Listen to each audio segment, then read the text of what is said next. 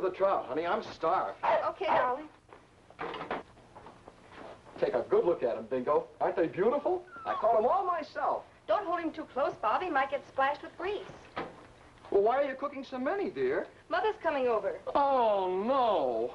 Well, I called her to find out how to cook the fish, so I had to invite her. You invited your mother. She'll invite your dad, and I want to take some fish to my boss when I go back to work. You can catch more. You have worms left over. Oh. There's Mother now. Speaking of worms.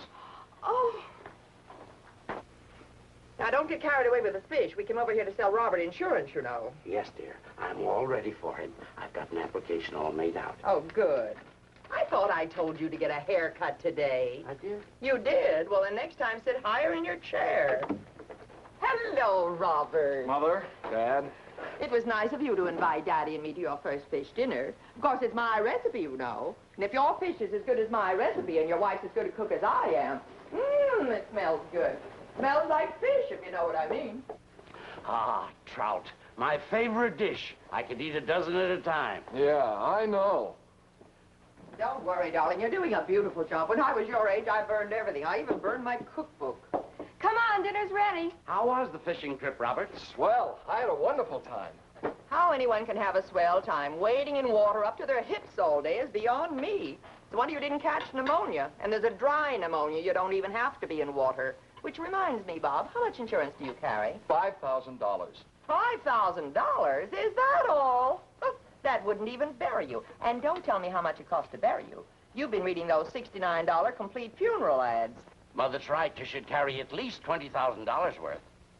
$20,000? What for? For the protection of your wife. Everyone should have something to live on after they're dead. And the more life insurance a man carries, the longer he lives. I know. Look at John. I just happen to have an application made out. All you have to do is sign it. I'm sorry, but I'm not interested. Well, I am. Think of your family, Bob. If anything happened to you, Betty would be left penniless. Oh, Mother, nothing's going to happen to Bob. How do you know what's going to happen to Bob? Is there any reason why he shouldn't fall down an elevator shaft? Is there any reason why he shouldn't be hit with a car? And goodness knows the drivers in this town try hard enough. You have to be a leaping tuna to stay alive. And besides, Betty, your father sells insurance, so why shouldn't Bob buy it from him? Sit down, Bob. John, stop stuffing yourself and answer the door.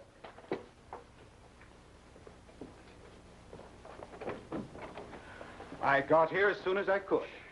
Why, Dr. Edwards, this is quite a coincidence. I was just talking about insurance to my son-in-law.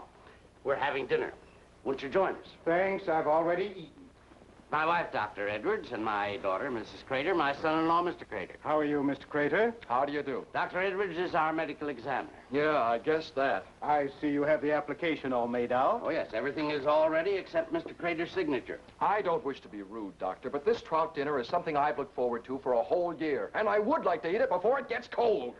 Don't get upset, Bob. Yes, the first thing you know, you'll have indigestion. Aha, indigestion. Do you know how many deaths there are every year from indigestion? You can't scare me. I'm not going to die of indigestion. Oh, don't be so sure. Here today and gone today. Isn't that right, Doctor? Why don't you sign the application and get it over with? No, all right.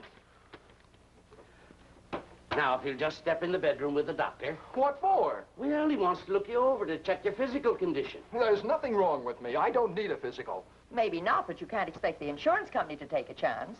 Here, Betty, put Bob's plate in the oven and keep it warm. Go on, Bob. It'll only take a few minutes. Oh. Now sit down and start stuffing.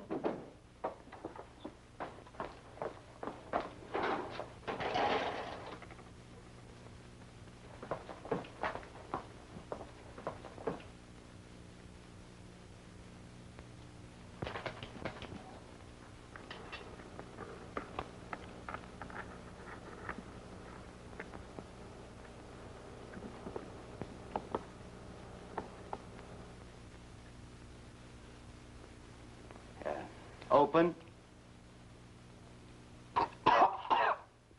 Well, are you satisfied? Yes and no. I'll have my assistant call you in the morning after I've checked my findings.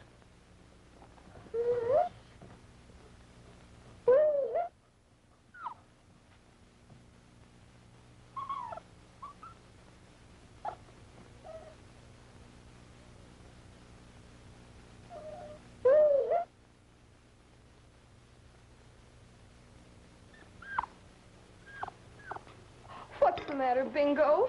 Don't you feel well? Oh.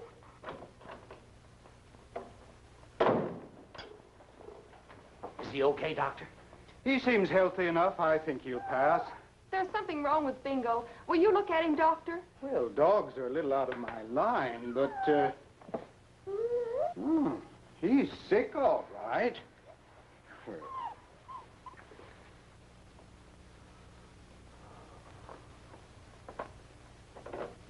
Is it serious, Doctor?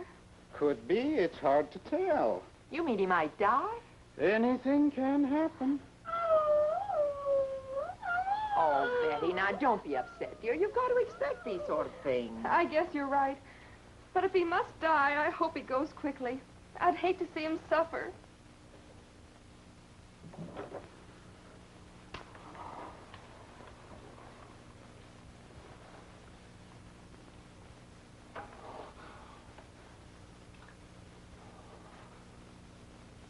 I'll talk to Dr. Wagner about him. He's the vet who takes care of my dogs. I'll ask him to call you in the morning and tell you what to do. Thank you, Doctor. And I'll send you my report as soon as it's ready. Thank you, Doctor.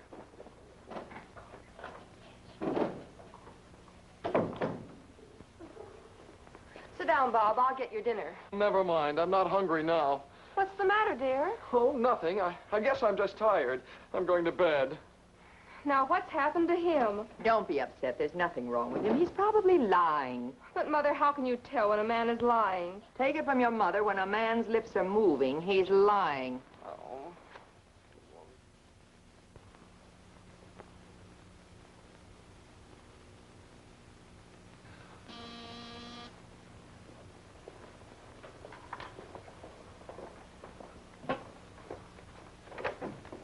Hello, Bob. How about some... Hey, you look awful. Yeah, I know. I'm afraid I'm not going to be around much longer. You're not? Oh, what's the matter? I don't know. There's something terribly wrong with me, but the doctor isn't sure what it is. Oh, that's probably him now.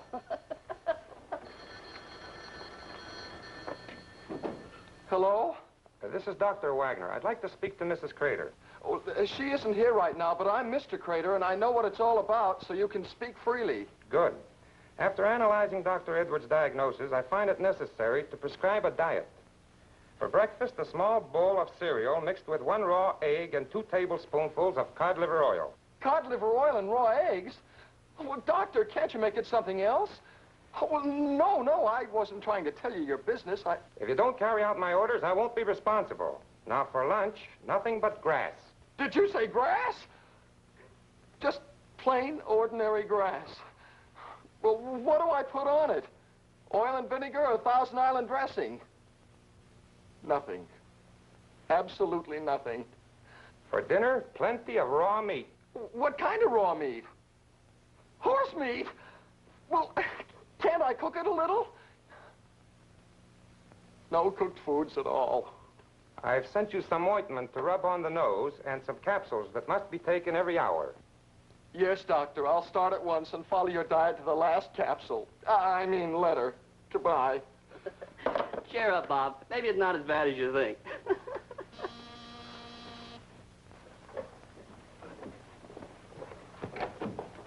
From Dr. Wagner. Thanks.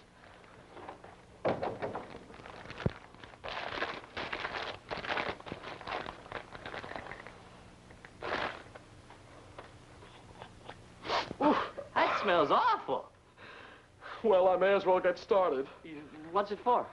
I don't know.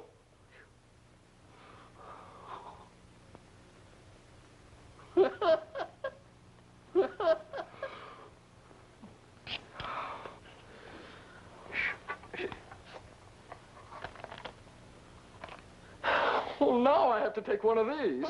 That's big enough to do you a lot of good. Oh, come on.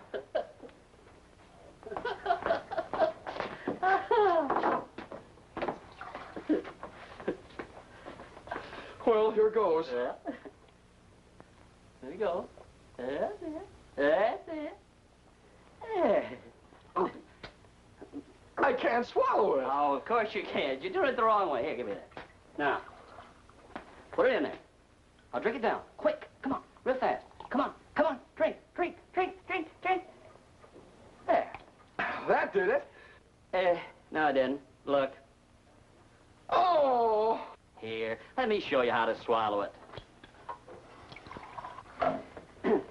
Take a pill. Drop it in. Ready? There you are. See how simple it was? Nothing. Hey, what's in those capsules? I don't know. Oh, I'm poisoned. I better see a doctor. Oh. No! What's the matter, Chubby? Bob poisoned me. Where is he? In the kitchen.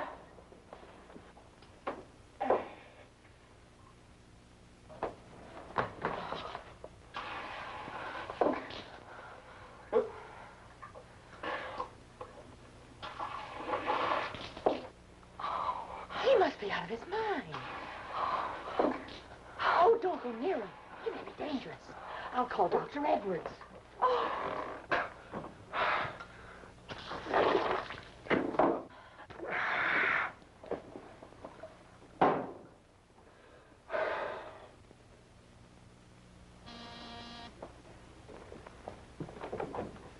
Oh, Doctor, something awful's happened. Bob's flipped his lid. Where is he? In the backyard. And wait till you see what he's doing. This you won't believe. If I hadn't seen it with my own eyes, I never would have believed it myself.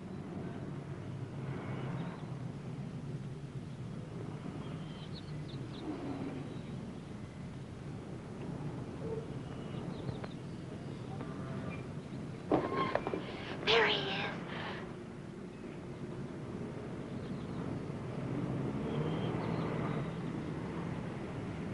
What could have happened to him, Doctor? I'm afraid to make a guess. Maybe he thinks he's a grasshopper.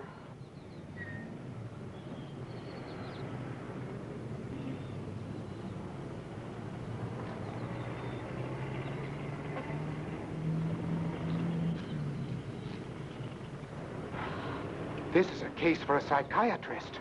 I'll call Dr. Skinner.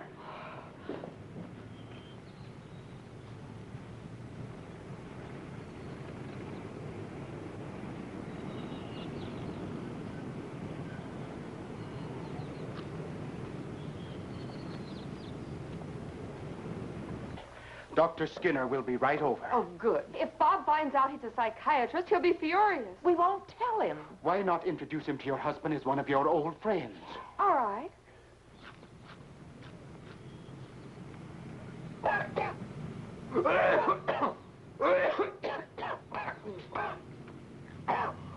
Oh, by the way, how's your dog? A little better. We took him to the veterinarian this morning. I've got a dog I'll make you a present of. I'll send him over this afternoon. Thank you, Doctor. You might as well get acquainted with him, so if yours dies, he'll take his place. He's a good-looking fellow. Brown eyes, black hair, and full of mischief. You'll love him. He'll have to go some to beat the one I've got. Oh, this one sounds real interesting. You'll probably love him twice as much. Well, if he's as cute as the doctor says, I probably won't be able to resist him.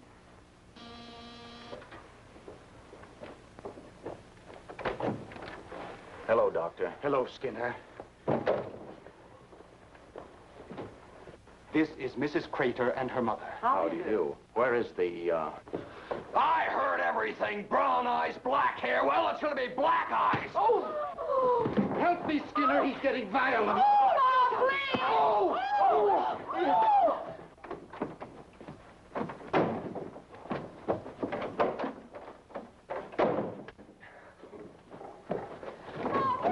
You know, I...